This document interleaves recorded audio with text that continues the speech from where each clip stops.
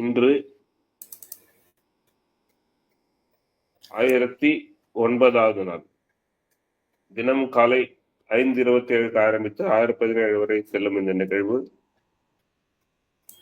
2023 தொடங்கப்பட்டு இன்று வரை வெற்றிகரமாக சென்று கொண்டிருக்கும் இந்த நிகழ்வில் மாதம் ஒரு தலைப்பு, தினம் ஒரு பயிற்றுனர் என்ற வகையில் இந்த மாத தலைப்பு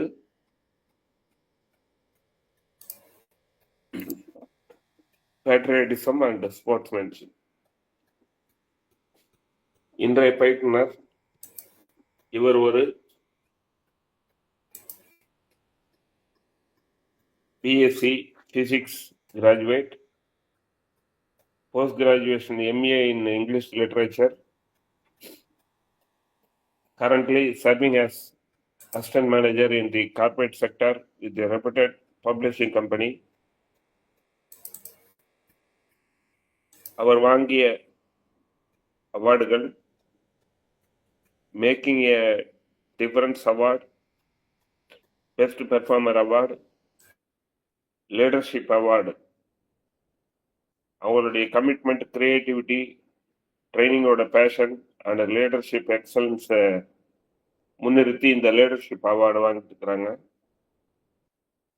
active coordinator in the Innos magazine, writing articles, poems that inspire and encourage reflection, continuous learning சம்பந்தமாக பேஷனேட்டா ஆர்வமாக இருப்பவர், கிரியேட்டிவாக அவருடைய விஷயங்களை எடுத்து சொல்லும் திறமை உள்ளவர்,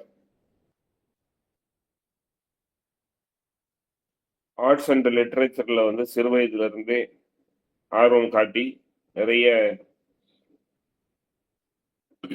பேச்சு போட்டி, கட்டுரை போட்டியில் நிறைய சிறுகதைகள் மற்றும் பட்டிமன்ற காம்படிஷன்ல நிறைய ஜெயித்திருக்கிறார்கள்.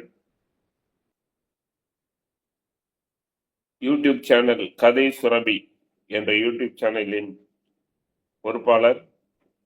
Historical, motivational and devotional stories அதுல இருக்கும்.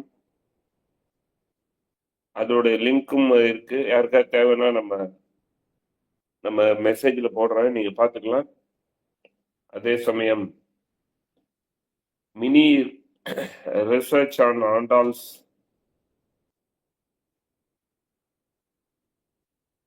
Thiruppavai and Nachiyar Thirumozhi, published in a magazine and prescribed as a video series in our YouTube channel கதை சுரபி. அது சம்பந்தமாக யூடியூப் சேனல்லையும் அவைலபிளா இருக்கு.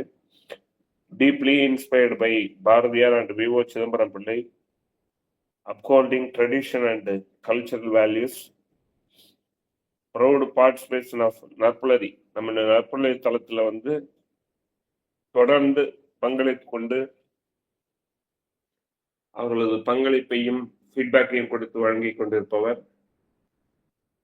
இன்றைய தலைப்பில் ஸ்போர்ட்ஸ்மேன்ஷிப் அண்ட் பேட்ரியாட்டிசம் என்ற தலைப்பில் பேசுவதற்கு அவர்களை அழைக்கிறேன். நம் நற்புலரியில் மட்டுமல்லாமல் பல தளங்களிலும் இப்போது பங்கேற்றுக் கொண்டு அவர்களது வேல்யூவான ஃபீட்பேக்கை கொடுத்து கொண்டிருக்கிறார். நற்புலரில் இது முதல் நிகழ்வு என்று நினைக்கிறேன். Madam, floor is yours.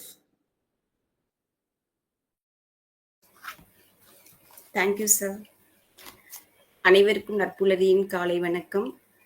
எனக்கு இன்னைக்கு இந்த அருமையான வாய்ப்பை கொடுத்த ரமேஷ் சார் மற்றும் அனைவருக்கும், இந்த நம்ம குரூப்ல இருக்க அனைவருக்கும் என்னுடைய பணிவார்ந்த காலை வணக்கங்கள்.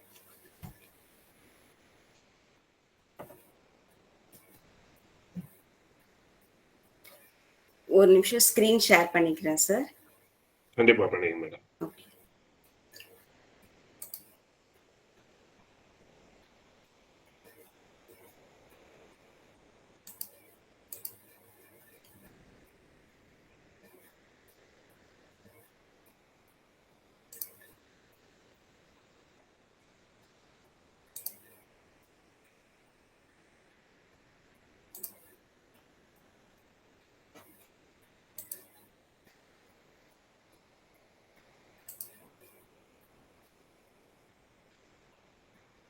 என்னோட ஸ்க்ரீன் இப்போ தெரியுதா சார்?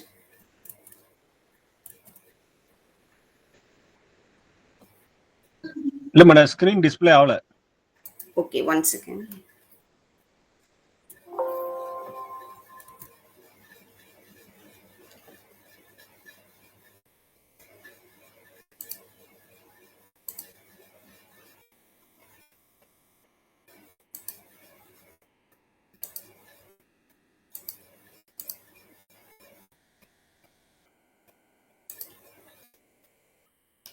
இப்ப தெரியுதா?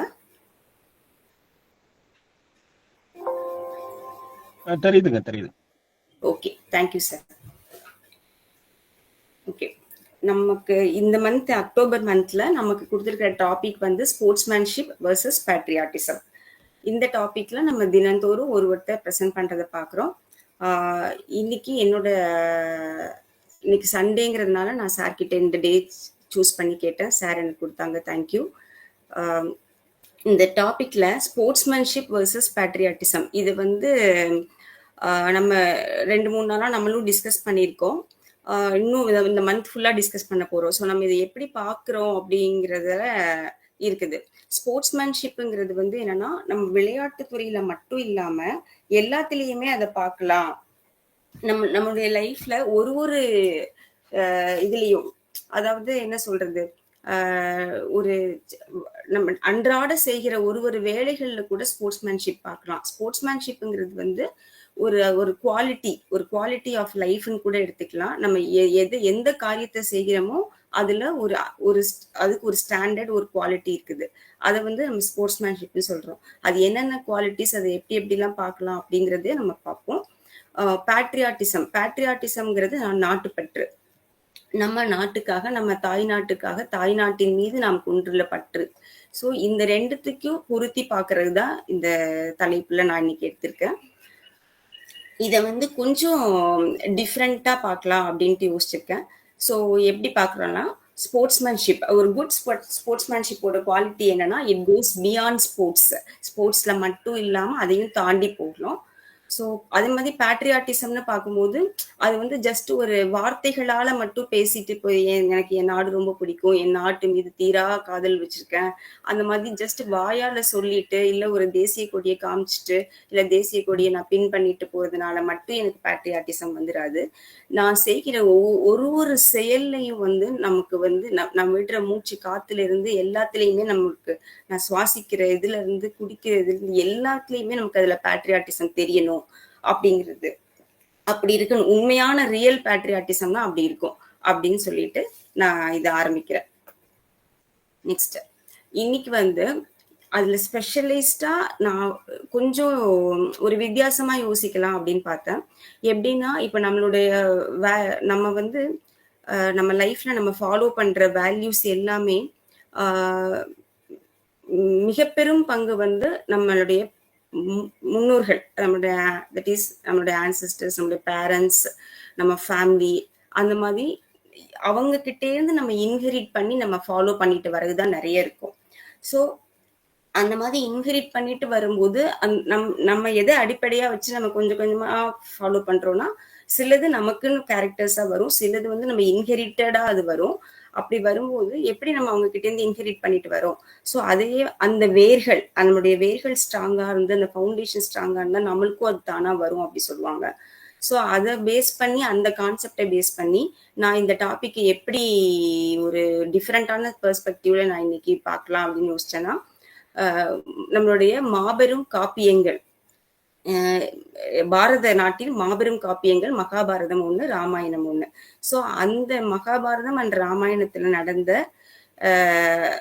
இன்சிடென்ட்ஸ் பிளஸ் அந்த 2 காப்பியங்கள்ல உள்ள கதாபாத்திரங்களின் வழியாக ஸ்போர்ட்ஸ்மேன்ஷிப் வர்சஸ் பேட்ரியாட்டிசம் இந்த டாபிக்கை கொஞ்சம் திரும்பி பார்க்கலாம் அப்படின்ட்டு ட்ரை பண்ணியிருக்கேன். என்னால முடிஞ்ச அளவுக்கு நான் யோசிச்சு பண்ணியிருக்கேன். இதுல ஏதாவது இருந்துச்சுன்னா உங்களுடைய தாட்ஸையும் நீங்க நிறைவு பகுதியில ஷேர் பண்ணுங்க. தேங்க்யூ.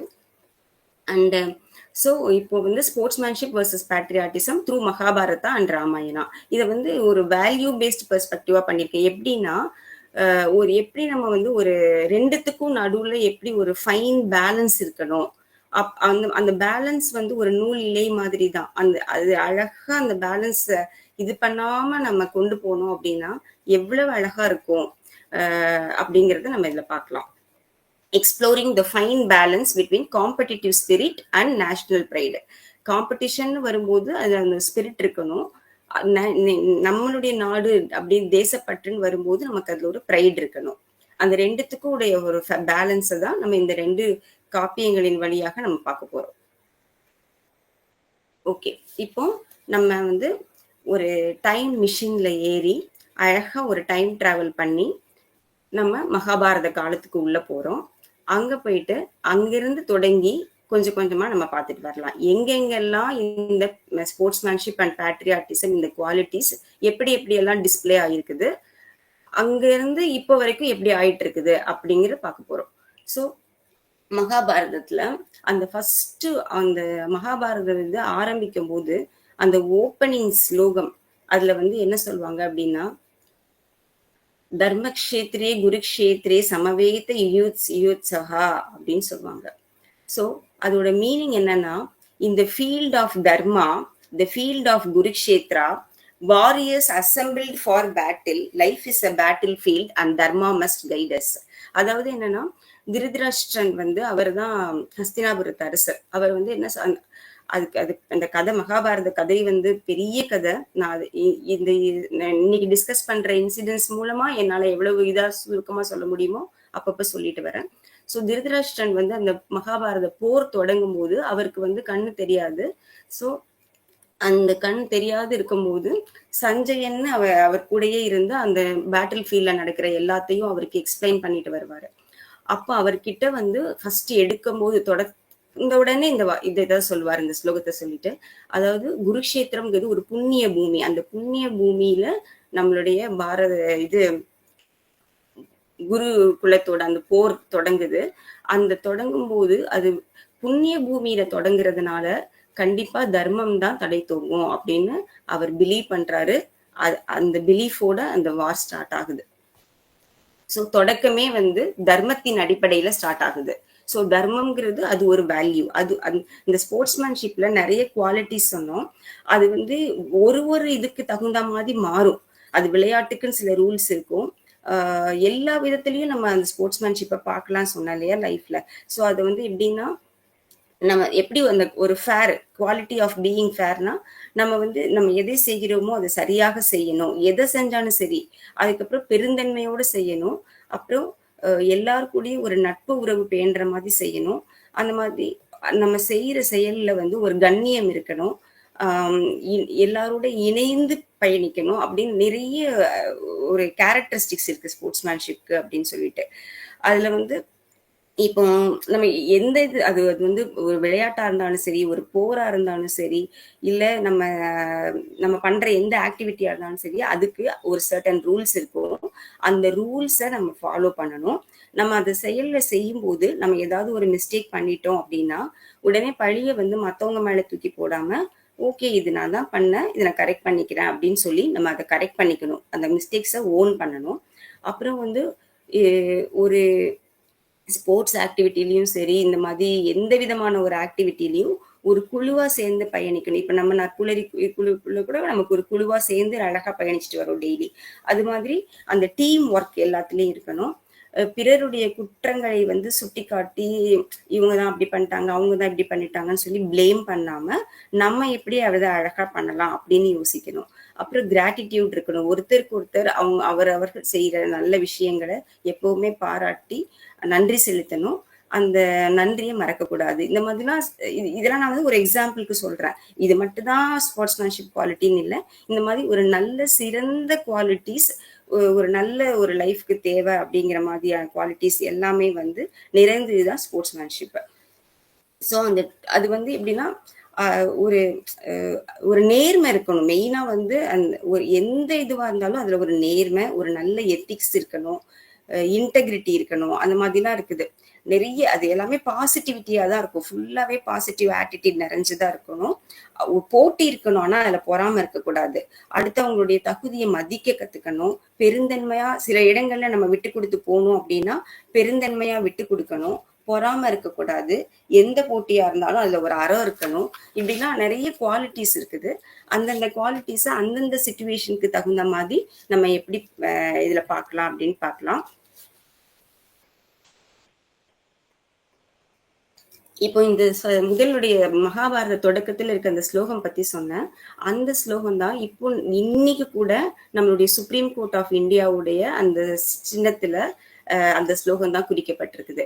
ஸோ இன்னைக்கும் நம்மளுடைய பாரத நாட்டுல நம்ம வந்து நம்மளுடைய இதுல வந்து தர்மத்தின்படி தான் எதுவும் நடக்குங்கிறத நம்ம ஆழமா பிலீவ் பண்றோம்.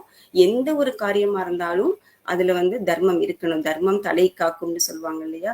அதர்மமான வழியில நம்ம எதையுமே செய்யக்கூடாது, தர்மத்தின் படிதான் நம்ம நடக்கணும் அப்படிங்கிறது இன்சிஸ்ட் பண்ற மாதிரி நம்மளுடைய சுப்ரீம் கோர்ட் ஆஃப் இந்தியால அவங்களோட இதுல இருக்கும். அந்த இதை தான் நான் இந்த ஸ்லைட்ல காமிச்சிருக்கேன்.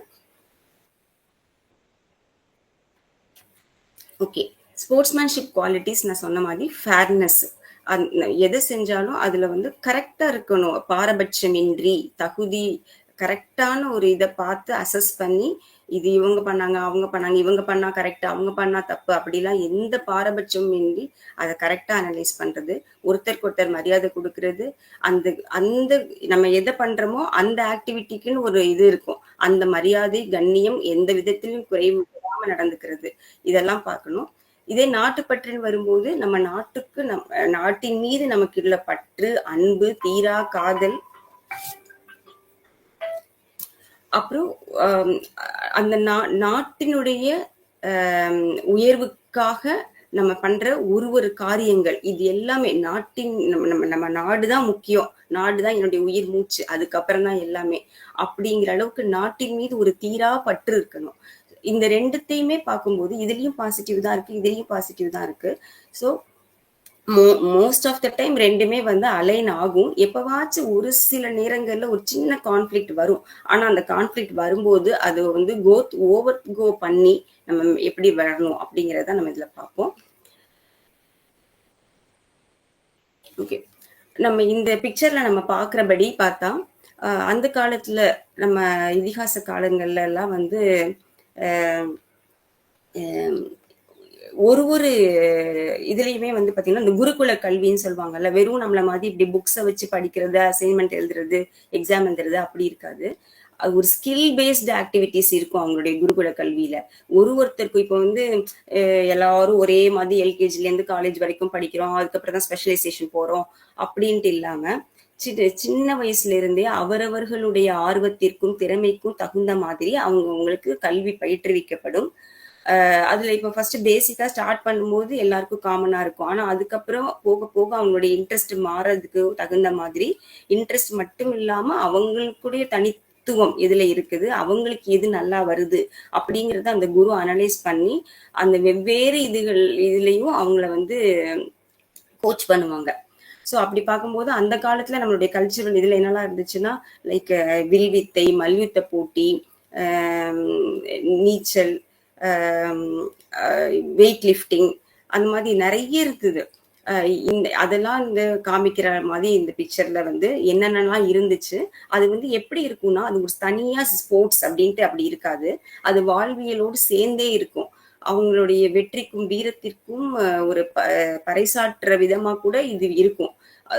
எல்லாத்துலயுமே ஒரு தினம் காலையில எழுந்து பிராக்டிஸ் பண்றதுல இருந்து அவங்களுடைய திருவிழாக்கள்லயும் சரி, ஃபெஸ்டிவல்ஸ்லயும் சரி, எல்லாத்துலயுமே வந்து இந்த ஸ்போர்ட்ஸ் வந்து ஒரு என்ன சொல்றது, ஒரு நீங்காம இடம்பெற்றிருக்கும் எல்லாத்துலயுமே. இப்போ நமக்கு இந்த காலத்துல கூட நம்ம எல்லாம் வந்து இப்போ இங்க சென்னையில எனக்கு தெரியல, ஊர்ல எல்லாம் இருக்கும்போது பொங்கல் திருவிழா எல்லாம் நடக்கும்போது இந்த மாதிரி நிறைய ஆக்டிவிட்டிஸ் எல்லாம் வைப்பாங்க.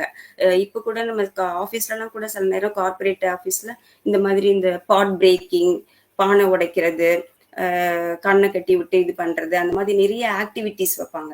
ஸோ எல்லாத்துக்குமே ஒரு ஸ்கில் இருக்குது. அந்த ஸ்கில் பேஸ்ட் ஆக்டிவிட்டிஸ்க்கு இம்பார்ட்டன்ஸ் கொடுக்கணும் அப்படிங்கிறது அந்த காலத்திலேயே உள்ளது. அது தனியா விளையாட்டா பார்க்காம வாழ்வியலோடு சேர்ந்து பார்க்கறது தான் இந்த படத்துல நம்ம பார்க்கிறோம். அப்படி ஓகே, இப்ப மகாபாரதத்துல என்ன ஆச்சுன்னா, நமக்கு வந்து இப்போ வந்து பாண்டு, திருதராஷ்டிரன் 2 பேர் இருக்காங்க, மூன்றாவதா விதுரர், 3 பேர். இவங்க 3 பேரும் வந்து சகோதரர்கள். இதுல பாண்டுவின் மறைவுக்கு பின்னாடி திருதராஷ்டிரன் வந்து அவருக்கு ஆக்சுவலா கண்ணு தெரியாம இருக்கிறதுனால பாண்டு தான் ரெண்டாவது, திருதராஷ்டிரன் ஃபர்ஸ்ட், பாண்டு செகண்ட், விதுரர் வந்து மூன்றாவது. ஆனா திருதராஷ்டிரனுக்கு கண்ணு தெரியாம இருக்கிறதுனால பாண்டு வந்து கொஞ்ச நாள் ராஜ்யத்தை காப்பாத்திட்டு வருவாரு, அரசரா இருந்திருப்பாரு. அதுக்கப்புறம் அவருடைய மறைவுக்கு பின்னாடி திருதராஷ்டிரன் இருப்பாங்க. அதுக்கப்புறமா வந்து அந்த திருதராஷ்டிரன் இருந்து அதுக்கப்புறமா பாண்டுவுடைய புதல்வர்கள் பெருசாகி வளரும்போது அவங்களுக்கு நாட்டை கொடுக்கலாமான்னு ஒரு டிஸ்கஷன் வரும்போது அப்பதான் வந்து பிரச்சனை ஆரம்பிக்குது மகாபாரத கதையில.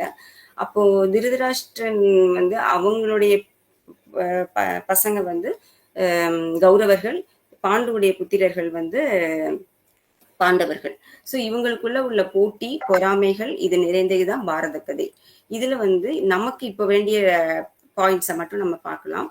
இதுல மகாபாரதத்திலேருந்து நம்ம கத்துக்கிற பாயிண்ட்ஸ் என்னெல்லாம் அப்படின்னா, கிருஷ்ணர் வந்து எப்படியெல்லாம் வந்து அந்த போர்க்களத்துல கூட அர்ஜுனனுக்கு வந்து கீதை உபதேசம் பண்ற மாதிரி, அந்த கீதா உபதேசங்கிறது வேற எதுவுமே கிடையாது. தர்மத்தின் அடிப்படையில எப்படி வந்து நீ அவருக்கு வந்து ஐயோ நம்மளை சுத்தி இருக்கவங்க எல்லாருமே நம்மளுடைய சித்தப்பா தாத்தா எல்லாரும் இருக்காங்க, நான் போய் இந்த ராஜ்யத்துக்காக நான் போராடுறேன்னு அவங்களை எதிர்த்து நான் எப்படி இது பண்ணுவேன்னு சொல்லி அவனுடைய மனது கலங்கும் போது அந்த நேரத்துல ஒரு போராளிக்கு தேவையானது என்ன, அவனுடைய ஃபோக்கஸ் எங்க இருக்கணும் அப்படிங்கிறத கரெக்டா கைட் பண்றாரு கிருஷ்ணர். அப்போ வந்து தர்மத்தினுடைய இம்பார்ட்டன்ஸ் அவருக்கு புரிய வச்சு எப்படி வந்து நீ வந்து நாட்டுப்பற்றுக்கும் ஒரு சரியான செயலுக்கும் நடுவுல நீ பேலன்ஸ் பண்ணணும் அப்படின்னு சொல்லி அந்த உபதேசம் தான் கீதா உபதேசமா வருது. அதுக்கு அடுத்தது விதுரர் பார்க்கணும். எனக்கு மகாபாரதத்திலேயே பிடித்த மிகவும் பிடித்த ஒரு கதாபாத்திரம்னா விதுரர் தான். அவரை விட ஒரு புத்திசாலி பிளஸ் வீரத்தில் சிறந்தவர், அப்புறம் தைரியம் மிக்கவர், யாருக்கும் பயப்பட மாட்டாரு, நீதி நேர்மையை தவிர வேற எதுக்குமே தலை வணங்க மாட்டாரு. அந்த மாதிரி ஒரு பர்சனாலிட்டி அவரு. சொல்ல போனா தர்மர் வந்து அவர் தான் தர்மத்தின் தலைவர்னு சொல்லுவாங்க, இந்த தர்ம வழியிலேருந்து தவறாதவர் அப்படின்னு சொல்லிட்டு. ஆனா என்னை பொறுத்த வரைக்கும் அப்படி கிடையாது. தர்மரையும் விட ஒரு பல படிகள் மேல விதுரர்னு சொல்லுவேன். எந்த விஷயத்திலையும் நீதி நெறி தவறாதவர் அப்படின்னு சொன்னா the hero of the Mahabharata அப்படிங்கிறது என்னை பொறுத்த வரைக்கும் விதுரர் தான் அப்படி சொல்லுவேன். அதனாலதான் அவரோட ஸ்பெஷலைசேஷனா விதுர நீதின்னு ஒரு புக்கே இருக்குது. எது நியாயம் எது தர்மம்னு புட்டு ஒரு ராஜால இருந்து ஒரு காமன் மேன் வரைக்கும் எல்லாருக்கும் எது நீதி எது தர்மம்னு சொல்லி அழகா சொல்லியிருப்பாரு. அவ்வளோ சான்றோர்கள் நிறைந்த அவையில கூட யாராவது தப்பு பண்ணா இது தப்பு அப்படின்னு சொல்லி சுட்டி காட்டுறதுக்கு உண்டான தைரியமும் நேர்மையும் மிகுந்தவர் விதுரர். ஸோ இந்த குவாலிட்டிஸை நம்ம அவர்கிட்ட இருந்து பார்க்கலாம். விகர்ணன் வந்து துரியோதனனுடைய மூன்றாவது தம்பி. அவங்க 100 பேர் சகோதரர்கள். அந்த 100 பேர்ல மூன்றாவது விகர்ணன். அந்த கௌரவர்கள் வந்து என்ன சொல்லுவாங்க, ஒரு சேராத இடம் சேர்ந்து வஞ்சகம் பழி அந்த மாதிரி ஒரு இதுக்கு அவங்க கூடா நட்பு, அவங்க கூட சேர்ந்த கூட்டம் சரியில்லாததால அவங்கள கைட் பண்ணவங்களுடைய தன்னுடைய தாய் மாமனான சகுனியின் தவறான வழிகாட்டுதல்னால அவங்க வழி தவறி போனாங்க. அந்த 100 பேர்ல கூட 100 பேரும் ஒரே மாதிரி தீங்கான செயல்கள்ல ஈடுபட்டிருக்கும் போது விகர்ணன் மட்டும் அந்த 100 பேருக்கு நடுவுலையும் அவன் வந்து நல்லவரா இருந்தாரு. சோ நல்லவர்களுக்கு நடுவுல நல்லவங்களா இருக்குது பெரிய விஷயம் இல்ல, கெட்டவங்களுக்கு நடுவுல கெட்டவங்களா இருக்க முடியும், நல்லவங்களுக்கு நடுவுல நல்லவங்களா இருக்க முடியும். ஆனா 100 கெட்டவர்களுக்கு நடுவுல ஒருத்தன் நல்லவனா இருக்கணும் அப்படின்னா அதுக்கு வந்து ஒரு தனி மனித ஒழுக்கம்ங்கிறது ரொம்ப தேவைப்படுது. அதுக்கு எடுத்துக்காட்டு விகர்ணன் தான். யார் தப்பு பண்ணாலும் அது தன்னுடைய சகோதரனே இருந்தாலும் நடு சபையில நின்று அவனால சுட்டி காட்டி சொல்றதுக்குரிய தைரியம் விதுரருக்கு அடுத்தது விகர்ணனுக்கு இருந்தது. ஆனா இவங்களுடைய கதாபாத்திரங்கள் வந்து அந்த அளவுக்கு வெளியே சொல்லப்படல. ஆனாலும் அதுக்குரிய வேல்யூ இருக்குது. நம்ம அதை உள்ள போய் பார்க்கும்போது நல்லா தெரியும். அடுத்தது சகுனிக்கு வந்து ஒரு நெகட்டிவ் இது என்னன்னா, அவருக்கு வந்து எப்படின்னா பேட்ரியாட்டிசம் நிறைய இருந்தது. ஏன்னா தன்னுடைய நாடு, அவருடைய நாடு வந்து காந்தார நாடு, அவருடைய சகோதரி காந்தாரி, அவங்களதான் திருதராஷ்டிரனுக்கு கல்யாணம் பண்ணி வைப்பாங்க. மன்னர் வந்து கண்ணு தெரியாதவரா இருக்கிறதுனால இவங்களும் தன்னுடைய கண்ணை மூடிட்டு ஒரு சபதம் எடுத்துப்பாங்க, அவர் பார்க்காத இந்த உலகத்தை நானும் பார்க்க மாட்டேன் அப்படின்னு சொல்லிட்டு. அது கோபத்தினால எடுத்ததா இல்ல இதனால எடுத்ததாங்கிறது டிஃப்ரெண்ட் வெர்ஷன்ஸ் ஆஃப் மகாபாரதத்துல வேற வேற மாதிரி சொல்றாங்க. ஆனா கண்ணை கட்டிட்டு தான் இருப்பாங்க முதல் நாள்ல இருந்து கடைசி வரைக்கும். ஸோ தன்னுடைய சகோதரி கண்ணை கட்டிட்டு அவருடைய கணவர் வந்து ராஜாவாகவும் ஆகல, பாண்டுவுடைய புத்திரர்கள் போட்டிக்கு வராங்க அப்படிங்கிற இந்த இதுல எல்லாம் வந்து சகுனி வந்து மனசு டிஸ்டர்ப் ஆயிட்டு நம்மளுடைய சகோதரிக்கும் அவளுடைய புத்திரர்கள் 100 பேருக்கும் நம்ம நல்லது அமைச்சு கொடுக்கணும் அப்படின்னு சொல்லிட்டு அந்த இதுக்காக மற்ற எல்லா ஏதாவது இப்போ நம்ம ஒரு பேட்ரியாட்டிசம்னா எப்படி இருக்குன்னா, நாடு மீது பற்று இருக்கும்போது அது நல்வழியில போய் அதை அடையணுமே தவிர அதுக்காக நான் ஒரு தவறான வழியில போய் என்னோட பேட்ரியாட்டிசமை நான் இது காமிப்பேன்னு காமிக்க கூடாது. அந்த மாதிரி ஒரு நெகட்டிவ் அப்ரோச்சுக்கு எக்ஸாம்பிள் தான் சகுனி இந்த கதையில வராங்க. அதே மாதிரி ராமாயணத்தை பார்க்கும்போது ராமாயணத்துல தர்மத்தின் மொத்த உருவமா ராமர் இருப்பாரு. ஒரு வார்த்தை அவங்க அம்மா கைகேயி சொல்லிட்டாங்கன்னு சொன்ன உடனே ஒரு நொடி கூட தாமதிக்காம 14 வருஷம் காட்டுல போய் இருந்து அவர் தர்மத்தை அந்த காட்டுலயும் வந்த சோதனைகள் அனைத்தையும் தாண்டி அவருடைய தர்மத்தை நிலைநாட்டி காமிச்சதுதான் அதுல வர எல்லா கிளை கதைகள்லையும் நம்ம பார்க்க முடியும். அவங்கள திருமணம் பண்ண ஜானகி சீதா அவங்க வந்து ஒரு என்னுடைய கணவர் போகும்போது நானும் உங்க கூட வருவேன் அப்படின்னு சொல்லி கூடவே நின்று அந்த எல்லா இதையும் தாண்டி இலங்கையில ராவணனால கடத்தப்பட்டு அங்க இருக்கும்போது கூட கொஞ்சம் கூட துளி கூட பயம் இல்லாம என்னுடைய கணவர் வந்து என்னை எப்படியும் காப்பாத்துவார்னு அந்த நம்பிக்கையோட இருந்தாங்க. அது அந்த குவாலிட்டிஸ் அவங்க காமிக்கிறாங்க. அடுத்தது ஹனுமான் ஆஞ்சநேயர். அவங்க வந்து என்னன்னா அந்த பக்தியில் சிறந்த பக்தி, அவரை விட பக்தி யாருமே இருக்க முடியாது. வலிமைசாலி. அவருடைய வலிமையெல்லாம் தாண்டி ராமருடைய பக்தியின் மேலதான் அவருக்கு தீரா பற்று இருந்துச்சு. அதுக்கு எடுத்துக்காட்டு ராமருக்காக எதையுமே செய்யக்கூடியவர் ஆஞ்சநேயர் ஹனுமான். அடுத்தது விபீஷ்ணன் வந்து ராவணனுடைய அந்த அரக்க வம்சத்துல பிறந்திருந்தாலும் தன்னுடைய சகோதரர் செய்யறது தப்புன்னு சொல்லி அங்க எப்படி மகாபாரதத்துல விகர்ணன் சுட்டி காட்டினாரோ அதே மாதிரி விபீஷ்ணன் வந்து சுட்டி காட்டினது மட்டும் இல்லாம தன்னுடைய அண்ணனை பிரிந்து அங்கிருந்து இங்க வந்து ராமருடைய படையில சேர்ந்துட்டாரு. ஸோ அந்த மாதிரி அவருடைய அந்த ஸ்போர்ட்ஸ்மேன்ஷிப் குவாலிட்டியை காமிச்சிருக்காரு. அதாவது பேட்ரியாட்டிசத்தையும் தாண்டி எனக்கு என் நாடு இதுவா இருந்தாலும் அதையும் தாண்டி எனக்கு வேல்யூஸ் முக்கியம் அப்படின்னு சொல்லி ராமர் பக்கம் வந்துட்டாரு. அடுத்தது கும்பகர்ணன் வந்து லாயல்டி, நேர்மை. எனக்கு வந்து தவறே செஞ்சாலும் அது என்னுடைய அண்ணன், என்னுடைய தர்மப்படி நான் அவன் பக்கத்துல நிக்கணும், எங்க அண்ணன் கூட தான் இருக்கணும்னு சொல்லிட்டு கடைசி வரைக்கும் அந்த பக்கம் இருந்து காமிச்சாரு. மண்டோதரி ராவணனுடைய ஒய்ஃப், அவங்களுடைய ராணி, இலங்கையின் ராணி. அவங்க என்ன பண்றாங்கன்னா ராவணன் ஒரு தீவிர சிவபக்தரா இருந்தும் இந்த மாதிரி தவறான காரியங்கள்ல ஈடுபடும் போது தைரியமா அதை சொல்லி காமிச்சு அது எப்பப்பெல்லாம் முடியுமோ பொறுமையா ராவணனுக்கு அதை எடுத்து சொல்லி அவனை திருத்த நினைச்சாங்க. அதுல திருத்த நினைச்சது அது ஒரு இண்டிவிஜுவலோட இதுக்கு மட்டும் இல்லாம அது ஒரு வம்சமே அழிந்து விடும், அந்த வம்சத்தை காப்பாற்றணும், நாட்டை காப்பாற்றணுங்கிற அந்த நாட்டுப்பற்று மண்டோதரி கிட்ட பார்க்க முடியும். இந்திரஜித் ராவணனுடைய மகன், அவங்களும் அப்படிதான் ஒரு நல்ல திறமைசாலி, வீரத்தில் பராக்கிரமத்தில் நிறைந்தவர். அப்படி இருந்தும் தன்னுடைய தந்தையின் இதுக்காக தந்தை கூட இருந்து கடைசி வரைக்கும் போராடி தன் நாட்டுக்காக இது பண்ணவங்க. ஸோ இதெல்லாம் வந்து சில கதாபாத்திரங்கள் நம்ம பார்த்திருக்கோம்.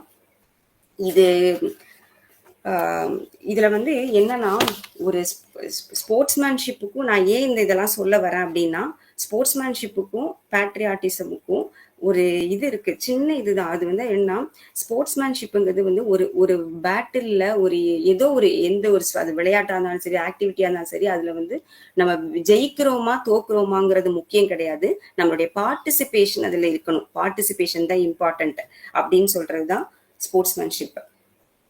அந்த ஸ்போர்ட்ஸ்மேன்ஷிப்ல இப்ப நம்ம ஒருவேளை தோத்துட்டா கூட பரவாயில்ல, ஆனா அந்த தோத்துக்கிறதையும் ஒத்துக்கிட்டு அக்செப்ட் பண்ணிக்கிட்டு அதுல இருந்து நம்ம நெக்ஸ்ட் எப்படி மூவ் ஆகலாம்னு சொல்லி அந்த மன போராட்டத்தை தாண்டி வெளியில வரோம்ல, அந்த குவாலிட்டி தான் ஸ்போர்ட்ஸ்மேன்ஷிப்ல ரொம்ப ரொம்ப இம்பார்ட்டன்ட்.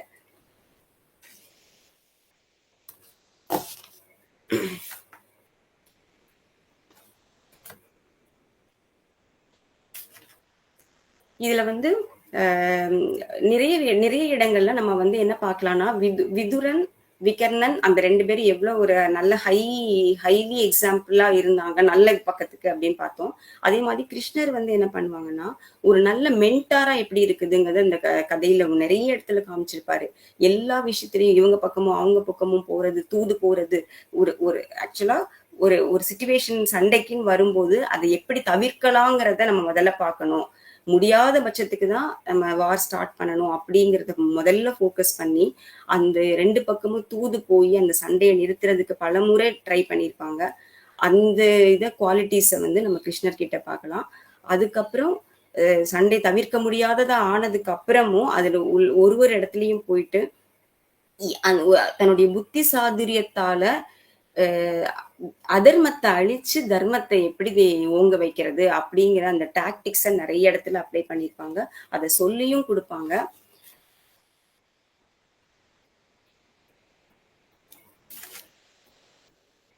அதுக்கப்புறம் அந்த பேட்ரியாட்டிசம்லயே வந்து நெகட்டிவ் ஆஸ்பெக்ட்ன்னு பார்த்தோம்னா நம்ம சகுனியை பார்த்தோம். அதே மாதிரி ராவணனும் வந்து மகாபாரத கதை எப்படி மண்ணாசைனால வந்ததோ இது ராமாயண கதை வந்து பெண்ணாசைனால வந்தது. 2 பேருமே வந்து நெகட்டிவ் இமேஜ் ஆஃப் பேட்ரியாட்டிசம். அதே மாதிரி விபீஷணன் மண்டோதரி இவங்க 2 பேருமே பாசிட்டிவ் இதுல பாக்குறோம். சோ ஒரு கதாபாத்திரங்களும் வந்து அதுல பாசிட்டிவும் இருப்பாங்க, நெகட்டிவும் இருப்பாங்க. இவங்க எல்லாரையும் பார்த்துட்டு நம்ம வந்து அதுல இருந்து பாசிட்டிவ் எப்படி எடுத்துக்கணும், நெகட்டிவ் எப்படி விடணும் அப்படிங்கறத நம்ம பார்க்கணும். 2த்துக்கும் நடுவுல இருக்க பேலன்ஸை எப்படி மெயின்டைன் பண்றது அப்படிங்கறதையும் நம்ம பார்க்கணும். இதுல ஒண்ணு இதுல வந்து நம்ம அந்த கேரக்டர்ஸ் சொல்லும் போது ஸ்போர்ட்ஸ்மேன்ஷிப்னு எடுத்துக்கிட்டா அதுல வந்து குட்டான சில இன்சிடென்ட்ஸ் நான் சொல்றேன். துரியோதனன் வந்து எப்படின்னா அந்த அவங்க அந்த குருகுல கல்வியை முடிச்சுட்டு எல்லாரும் வராங்க, கௌரவர்களும் பாண்டவர்களும் வரும்போது அவங்களுடைய அந்த குவாலிட்டிஸை டிஸ்பிளே பண்ணணும், அப்படி யாருக்கு என்னென்ன திறமை இருக்குன்னு ப்ரூவ் பண்ணி காமிக்கணும் அப்படிங்கிற ஒரு இது வரும்போது எல்லாரும் வந்து அவங்களுடைய இதை பண்றாங்க. பீமன், துரியோதனன், அர்ஜுனன், தர்மர் எல்லாரும் பண்ணும்போது அப்போ வில் வித்தையில அர்ஜுனன் தான் மிக சிறந்தவன் அப்படின்னு சொல்லி டிக்ளேர் பண்ணிடுறாங்க. அந்த அளவுக்கு சூப்பரா பண்ணிடுறாரு. அப்போ வந்து கர்ணன் அந்த இடத்துக்கு வராரு. ஆனா அவர் அங்க வரும்போது ஒரு தேரோட்டியோட மகனாதான் வருவாரு. இங்க ஏதோ நடக்குதே இந்த கூட்டத்துல நம்ம அப்படின்னு சொல்லி பார்த்துட்டு அர்ஜுனன் அழகா வில்வித்தையில சிறந்து பார்த்துட்டு என்னால இதை விட அழகா பண்ண முடியும், எனக்கும் திறமை இருக்கு, நான் பண்ணி காமிக்கிறேன்னு சொல்லுவாரு. ஆனா அவங்க யாருமே வந்து அதை அக்செப்ட் பண்ண மாட்டாங்க, அலோவ் பண்ண மாட்டாங்க. அப்ப வந்து துரியோதனன் என்ன பண்ணுவாரு, அந்த அக்செப்ட் பண்ணாததுக்கு அவங்க ஒரு வார்த்தை சொல்லுவாங்க. நீ வந்து சத்திரியன் கிடையாது, நீ தேரோட்டியின் மகன், அதனால உனக்கு வந்து இதுல பார்ட்டிசிபேட் பண்றதுக்கு உனக்கு தகுதியே கிடையாதுன்னு சொல்லி அவனை நிராகரிப்பாங்க. ஆனா ஆக்சுவலா ஒரு ஸ்போர்ட்ஸ்மேன்ஷிப் குவாலிட்டிஸ்ல அது கிடையாது. ஒரு பெருந்தன்மையா யாரா இருந்தாலும் அவங்களுடைய திறமைக்கு மதிப்பு கொடுத்து நம்ம அவங்கள வந்து பாராட்டி அவங்களுக்கு ஒரு ஆப்பர்ச்சுனிட்டி கொடுக்கணும். ஆனா அது அந்த இடத்துல ஆன்றோர்கள் நிறைந்த அந்த சபையில கொடுக்காத போது துரியோதனன் அவ்வளோ பெரியவங்களுக்கு முன்னாடி அவர் ஒரு சாதாரண இளவரசரா தான் இருந்தாரு. அவனுக்குள்ள எவ்வளவோ நெகட்டிவ் குவாலிட்டிஸ் இருந்தாலும் அந்த இடத்துல அதுக்கு வேற ஒரு நோக்கமும் இருக்கலாம். ஏன்னா அவருக்கு அர்ஜுனனை பிடிக்காதுங்கிற நோக்கமா கூட இருக்கலாம். ஆனா அவர் செஞ்ச காரியம் வந்து சிறு துளி கூட யோசிக்காம, நீங்க வந்து அவரை ஒரு தேரோட்டியின் மகனா இருக்கிறதுனால தானே பங்கு பெற விடல, நான் வந்து அவனுக்கு அங்கதேசன் ஒரு தேசத்தையே நான் அவனுக்கு எழுதி கொடுத்து அவனை அரசனாக்கி அப்பனா என்ன பண்ணுவீங்க, நீங்க அவரை ப்ரூவ் பண்ண விடணும், அவனுக்கு ஆப்பர்ச்சுனிட்டி கொடுக்கணும்னு சொல்லி யாரு என்னன்னே தெரியாத கர்ணனுக்காக துரியோதனன் அந்த இடத்துல சப்போர்ட் பண்ணி ராஜ்யத்தையே எழுதி கொடுத்து அரசனாக்கி கர்ணனுடைய திறமைகளை டிஸ்பிளே பண்ண வைக்கிற அந்த இடம், அந்த இடத்துல துரியோதனனுடைய ஸ்போர்ட்ஸ்மேன்ஷிப்போட குட் குவாலிட்டியை நம்ம பார்க்க முடிஞ்சுது. அதே மாதிரி அர்ஜுனன் வந்து அந்த ப்ரூவ் பண்ண வேண்டிய இடத்துல ஒரு வாட்டி துரோணர் வந்து சொல்வாரு, எல்லார் இடத்துலயும் அந்த மரத்துல இருக்கிற அந்த பறவையை பார்த்து கரெக்டா குறி தவறாம அடிங்கன்னு சொல்லும் போது எல்லாரும் ட்ரை பண்ணுவாங்க, ஆனா அடிக்க முடியாது. ஆனா அர்ஜுனன் மட்டும் கரெக்டா அடிப்பாங்க. ஏன்னா அந்த ஃபோக்கஸ் அவருக்கு வந்து அதை சுத்தி இருந்த மரமோ இலையோ பழங்களோ எதுவுமே தெரியாது, அதுல இருந்து அந்த பறவையை மட்டும்தான் ஃபோக்கஸ் பண்ணுவாரு. ஸோ அந்த அளவுக்கு ஒரு மென்டல் ஸ்கில்ஸ்ல வந்து தேர்ந்தவங்க அர்ஜுனன். அவர் அதுக்கு எக்ஸாம்பிள். அதே மாதிரி கர்ணன் வந்து துரியோதனன் தனக்கு செய்த உதவி அந்த தான் அவமானப்பட்டு நிற்கும் போது நாம யாரு என்னன்னு கூட தெரியாத நிலையிலும் ஒரு ராஜ்யத்தை எழுதி கொடுத்து என்னை அரசனாக்கி இது பண்ணா அப்படின்னு சொல்லிட்டு கடைசி வரைக்கும் துரியோதனனுக்கு அந்த கிராட்டிடியூடோட நன்றியோட லாயலா நேர்மையா இருந்தாங்க. எவ்வளவோ சிச்சுவேஷன் வந்து அவரை இந்த பக்கம் இழுக்க குருஷேத்திர போர்ல இன்னொரு பக்கம் இழுக்க ட்ரை பண்ணும்போது கூட அவர் அந்த பக்கம் போகாம கடைசி வரைக்கும் நான் துரியோதனோட தான் இருப்பேன்னு இருந்தாரு. அது ஒரு குட் ஸ்போர்ட்ஸ்மேன்ஷிப் குவாலிட்டி. அடுத்தது சகாதேவன் வந்து அஸ்ட்ராலஜில வந்து ஒரு கரை தேர்ந்தவர், பலவும் கற்று தேர்ந்தவர். அவரை விட ஒரு அஸ்ட்ராலஜியை யாராலையும் பார்க்க முடியாதுங்கிற அளவுக்கு ஒரு டேலண்டட் பர்சன். இன்னொன்னு அவர் முக்காலமும் உணர்ந்தவர். அது வந்து ஆக்சுவலா ஒரு டிவைன் குவாலிட்டி. அது யாருக்குமே மனிதர்களுக்கு கிடைக்காது. ஆனா சகாதேவனுக்கு ஒரு சில காரணங்களால கிடைக்கும். அது அந்த மகாபாரத கதையில வரும். அது நம்ம வேற ஒரு செஷன்ல டீட்டெயிலா பார்க்கலாம். ஆனா அவருக்கு அந்த டேலண்ட் இருந்துச்சு. முன்னாடி நடந்தது, பின்னாடி நடக்க போறது, இப்ப நடக்கிறது, எது நல்லது எது கெட்டது எல்லாமே தெய்வத்திற்கு இணையா அவருக்கும் தெரியும். அப்படி தெரிந்த இதுலயும் ஒரு சிச்சுவேஷன் குருஷேத்திர போர் ஆரம்பிக்கிறதுக்கு முன்னாடி நாள் குறிக்கணும். அப்போ வந்து இது சகுனி சொல்றாரு, நம்ம ஒரு நல்ல நாள் பார்த்து ஆரம்பிச்சோம்னா அந்த நாள் நமக்கு வந்து வெற்றியை கொடுக்கும் அப்படின்னு சொன்னோம்னா, அப்படியா, அப்ப அந்த நாளை எங்க பாக்குறதுன்னு துரியோதனன் கேட்கும்போது சகுனி சொல்றாரு, நீ சகாதேவனை போய் கேளு, அவன் கரெக்டா சொல்லுவான், அவர் சொல்றது குறி தவறாது, அவருக்கு அப்படியே நடக்கும்னு சொல்லுவாரு. ஆனா சகாதேவன் பாண்டவர்களுடைய கடைசி சகோதரன். ஒரு ஆப்பனண்டோட இதையும் கரெக்டா அசஸ் பண்ணி சகுனி வந்து கைட் பண்ணி இந்த பக்கம் இருக்கிற துரியோதனனுக்கு எடுத்து கூறும்போது அது எப்படி சகாதேவன் நமக்கு ஏமாத்திட்டானா என்ன பண்றதுன்னு எனக்கு டவுட் வருது.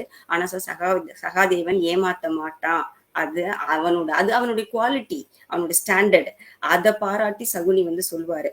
அப்போ வந்து நேரா போய் கேட்கிறாங்க, செய்வியான்னு ஒரு டவுட்டோடயே போய் துரியோதனன் கேட்கிறாரு, இந்த மாதிரி நாங்க தான் வின் பண்ணணும், எனக்கு ஒரு சரியான நேரத்தை குறிச்சு கொடு அப்படின்னு சொல்லும்போது, இவன் ஆப்போனண்டாவே இருந்தாலும் அவன் வந்து கேட்டதுக்காக என்ன மதிச்சு, என் திறமையை மதிச்சு என்ன நம்பி வந்து கேட்டான் அப்படிங்கிறதுக்காக கரெக்டா எப்படி எந்த நேரத்துல போர் தொடங்குமோ அந்த நேரத்தை கரெக்டா குறிச்சு கொடுப்பாரு சகாதேவன்.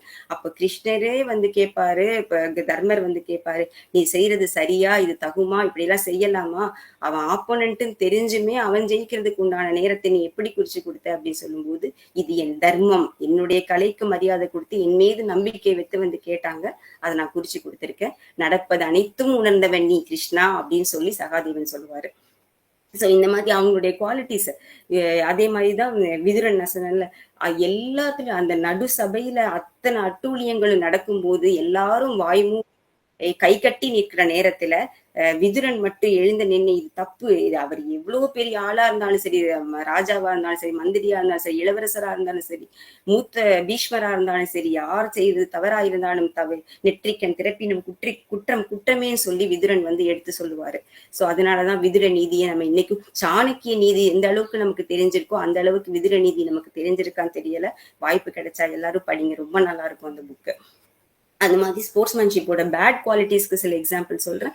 சகுனி வந்து என்னன்னா அவங்களுடைய ஒரு பழி வாங்குற எண்ணத்தோடயே இருந்ததுனால அந்த சதுரங்க போட்டியில பங்கு பெறதுக்கு கூப்பிடுவாங்க. அது ஒரு சதி பண்ணி தான் கூப்பிடுவாங்க. கூப்பிடும்போது கூப்பிட்டது துரியோதனனும் தர்மனும் விளையாடுறதுக்கு தான். ஆனா அந்த இடத்துலயும் சகுனி புகுந்து, இல்ல என்னுடைய இந்த போட்டியில நான் வந்து என்னுடைய மருமகனுக்காக நான் விளையாடுறேன், அது மாதிரி அதுவே தப்பு, அதையும் தாண்டி சரி விளையாடுறேன்னு ஒத்துக்கிட்டதுக்கு பிறகு அதுல யூஸ் பண்ற அந்த பகடைக்காய் என்னுடைய காயை தான் நான் யூஸ் பண்ணுவேன் அப்படின்னு சொல்லி, இதெல்லாம் வந்து போட்டியுடைய அந்த ரூல்ஸை மீறி செய்யற இது. அதுக்கு எக்ஸாம்பிள் தான் சகுனியோட இது. ஏன் அப்படி செய்வாருன்னா அதுக்கு பின்னாடியும் சில சதிகள் இருக்கு. அந்த பகடைக்காய் வந்து சகுனுடைய பகடைக்காய்க்கு ஒரு கிஃப்ட் இருக்கு. என்னன்னா அது அவங்க அப்பா கொடுத்தது. அவர் என்ன நம்பர் கேட்கிறாரோ அந்த நம்பர் விழும். இதுக்கெல்லாம் பின்னாடி நிறைய கதைகள் இருக்கு. அதை பேசுறதுக்கு இன்னைக்கு டைம் எல்லாம் நம்ம இன்னொரு நாள் கண்டிப்பா பார்க்கலாம். சோ நீ 12 போடுனா 12 போடும் அந்த சதுரங்க தாயம், அந்த கட்டை. அதனால அதை வச்சு விளையாடிதான் அவர் தோக்கடிப்பாரு. அதுவே வந்து அந்த ரூல்ஸை மீறினது, அது தப்பு. அது மாதிரி அந்த சொன்னேன்ல அந்த வீர திறமைகளை டிஸ்ப்ளே பண்ற அந்த ஸ்டேஜ்ல வந்து அர்ஜுனன் வந்து அவனுக்கு எப்பவுமே வந்து அவன்கிட்ட ஒரே ஒரு பேட் குவாலிட்டி என்னன்னா, ஒரு தற்பெருமை. எப்பவுமே நான் தான் பெரியவன், என்னை விட பெரியவன் இந்த உலகத்துல எதுவுமே கிடையாது அப்படிங்கிற ஒரு இது இருக்கும். அதனால எனக்கு என் வில் வித்தையில நான் தான் சிறந்தவன் தலைகணத்தோட இருக்கும்போது கர்ணன் வந்து அவனுக்கு ஒரு ஆப்பர்ச்சுனிட்டி கேட்டு நானும் இதுல என்னோடது ப்ரூவ் பண்றேன்னு வரும்போது அவனுடைய குலத்தை காட்டி அவனை அவமதிச்சு அதை டிஸ்பிளே பண்ண விடாம தடுக்கிறாரு. அதுவும் ஒரு நல்ல ஸ்போர்ட்ஸ்மேன்ஷிப் குவாலிட்டி கிடையாது. அது நம்ம ஃபாலோ பண்ணக்கூடாதுங்கிறதுக்கு ஒரு எக்ஸாம்பிள். அதே மாதிரி தர்மர் வந்து அந்த இதுக்கு சதுரங்க போட்டிக்கு சூதாட்டத்துக்கு சகுனி பிளான் பண்ணி கூப்பிடும்போது தர்மர் வந்து ஒரு நாட்டினுடைய அரசரா இருந்து நான் அவன் கூப்பிட்டான், அதனால நான் இல்லைன்னு சொல்லாம பங்கு பெற வேண்டியது ஒரு அரசனுடைய கடமைன்னு சொல்லி அந்த போட்டியில ஒத்துப்பாரு விளையாடுறதுக்கு. ஆனா ஒரு நல்ல அரசனுடைய கடமை வந்து இந்த மாதிரி சூதாட்டத்துல பங்கு பெறாம இருக்கிறதும் ஒரு அரசனுடைய கடமை தான். அந்த கடமையை வந்து அவர் தவறிட்டு அவருக்கு ஆக்சுவலா சதுரங்கம் விளையாடுறது பிடிக்கும், தன்னுடைய ஆசையை நிறைவேற்றிக்கிறதுக்காக பேட்ரியாட்டிசத்தை யூஸ் பண்ணி விளையாடுறேன்னு சொல்லிடுவாரு. இததான் வந்து பின்னாடி பாஞ்சாலி சபதத்துல பாரதி கேட்பாரு. பாரதி எப்படிப்பட்டவர், யாரையும் சும்மா விட மாட்டாரு. அவர் வந்து கேட்பாரு, அது எப்படி ஒரு மன்னன் வந்து எப்படி தன்னுடைய நாட்டை வந்து பணைய வச்சு இது பண்ண முடியும், யாரு அவருக்கு அந்த அதிகாரத்தை கொடுத்தா அப்படின்னு சொல்லி பாரதி வந்து கேட்பாங்க. சோ அன்னைக்கு மட்டும் மகாபாரத காலத்துல பாரதி இருந்திருந்தாருன்னா தர்மனை சட்டையை பிடிச்சி கேள்வி கேட்டிருப்பாருன்னு தான் சொல்லணும். அப்படி ஒரு தீரா கொந்தளிப்புல இருந்தாரு பாரதி பாஞ்சாலி சபதத்தை எழுதும்போது. அந்த மாதிரி இதுல குருஷேத்திர போருக்கு எல்லாம் பிளான் பண்ணும்போது கூட பீஷ்மர் என்ன சொல்லிடுவாரு, அந்த யார் யார் எந்தெந்த இதுல என்னென்னைக்கெல்லாம் ஃபைட் பண்ணணும் அப்படின்னு சொல்லி ஸ்ட்ராட்டஜி பிளான் பண்ணி கொடுக்கும்போது மகாரதர்கள் அதுக்கு அடுத்த லெவல்னு பிரிச்சு கொடுக்கும்போது கர்ணனை வந்து லாஸ்ட் லெவல்ல போடுவாரு. அப்ப கூட வந்து கர்ணனுடைய திறமையை பாராட்டாம அவருக்கு எப்பவுமே அவர் வந்து இந்த குலத்துல பிறந்தவர், அவர் குலம் என்னன்னே தெரியாதவருங்கிற அந்த கண்ணோட்டத்துல எப்பவுமே இருந்து கர்ணனுக்கு வந்து அந்த இது பண்ணதுனால அது ஒரு ஸ்போர்ட்ஸ்மேன்ஷிப்போட பேட் குவாலிட்டியா நம்ம இதுல பாக்குறோம். அது மாதிரி பேட்ரியாட்டிசம்னு வரும்போது குட் குவாலிட்டிஸ்ல அபிமன்யு வந்து சக்கரவியூகத்துக்குள்ள மாட்டிக்கு போவாரு. அர்ஜுனன் வந்து அபிமன்யு சுபத்திரையோட வயிற்றுக்குள்ள இருக்கும்போது நம்ம சொல்லுவாங்கல்ல, சில நல்ல விஷயங்களை எப்பவுமே பேசினா குழந்தை அப்படியே அப்சர்வ் பண்ணிக்குன்னு சொல்லுவாங்க. அதே மாதிரி அபிமன்யுக்கு வந்து சுபத்திரையோட வயிற்றுக்குள்ள இருக்கும்போது அர்ஜுனன் என்ன பண்ணுவாரு, குழந்தையிலேயே நம்ம கத்துக் கொடுத்தா நல்லா கத்துக்குவோம் அப்படிங்கிற ஒரு ஆசையில சக்கரவியூகத்துக்குள்ள உள்ள போற வழியை சொல்லி எக்ஸ்பிளைன் பண்ணுவாரு சுபத்ராக்கு. சுபத்ராவும் ஆர்வமா கேட்பாங்க. அதை வந்து அபிமன்யு வயிற்றுக்குள்ள இருந்து கேட்டு அவனுக்கு அப்படியே மனசுல நல்லா பதிஞ்சிடும். ஆனா அடுத்தது சக்கரவியூகத்துக்குள்ள இருந்து எப்படி வெளியில வரணும்னு சொல்ல ஆரம்பிக்கும் போது சுபத்திரை தூங்கிடுவாங்க. அதனால சக்கரவியூகத்துக்குள்ள இருந்து வெளியில வர கான்செப்ட் அபிமன்யுக்கு கடைசி வரைக்கும் தெரியாம போச்சு. அப்போ அந்த குருஷேத்திர போர்ல யாருமே பங்கு பெற முடியாம வேற இடத்துல டைரக்ஷன்ஸ்ல ஸ்பிளிட் ஆகி போகும்போது அபிமன்யுவை நம்பி உள்ள இறக்குவாங்க. அப்ப அபிமன்யு வந்து சொல்லுவாரு, பரவாயில்ல, எனக்கு சக்கரவியூகத்துக்குள்ள உள்ள போக தெரியும், ஆனா வெளியில வர தெரியாதுங்கிற உண்மையவும் சொல்லி அவங்க எல்லாருடைய பேக்கப்போட தான் உள்ள போவாரு. உள்ள போய் அப்படி அவ்வளவு ஒரு வெறித்தனமா அர்ஜுனனுடைய பிள்ளைங்கிறத ப்ரூவ் பண்ணி அடிச்சு துவம்சம் பண்ணி எல்லாரையும் அப்படி பண்ணிடுவாரு. ஆனா கடைசியில அந்த அபிமன்யுவையும் சதி பண்ணி தான் வந்து எல்லாரும் சேர்ந்து ரவுண்டு கட்டின்னு சொல்லுவாங்களா, அந்த மாதிரி ரவுண்ட் அப் பண்ணி அவரை வந்து சதி பண்ணி பின்னாடி இருந்து அடிச்சுதான் அந்த வியூகத்துல வெளியில வர விடாம அவரை அட்டாக் பண்ணிடுவாங்க. அது மாதிரி கடைசியில கர்ணன் கூட வந்து குந்தி தேவி வந்து இது உண்மையை சொல்லிடுவாங்க. ஏன்னா அவங்களுடைய செல்ஃபிஷ்னஸ்க்காக சொல்லுவாங்க. மேடம் கொஞ்சம் கன்க்ளூட் பண்ணிடுங்க, மணி ஆயிடுச்சு. ஓகே சார், ஷார்ட்டா சொல்லிடுறேன் சார். அந்த இதுல வந்து உண்மையை சொல்லி நீ இந்த பக்கம் வந்துருன்னு சொல்லப்ப கூட இல்ல, செஞ்சோற்று கடனுக்காக நான் என்னுடைய நண்பனுக்கு கொடுத்த வாக்கை மீற மாட்டேன், நான் கடைசி வரைக்கும் அங்கதான் இருப்பேன்னு சொல்லி. ஸோ அந்த பேட்ரியாட்டிசமோட குட் குவாலிட்டியவும் நம்ம கர்ணன் மூலமா பார்க்கலாம். ஸோ இந்த மாதிரி நம்ம இந்த கதைகள் மூலமா நம்ம இந்த கேரக்டர்ஸ் எல்லாம் பார்த்தோம்.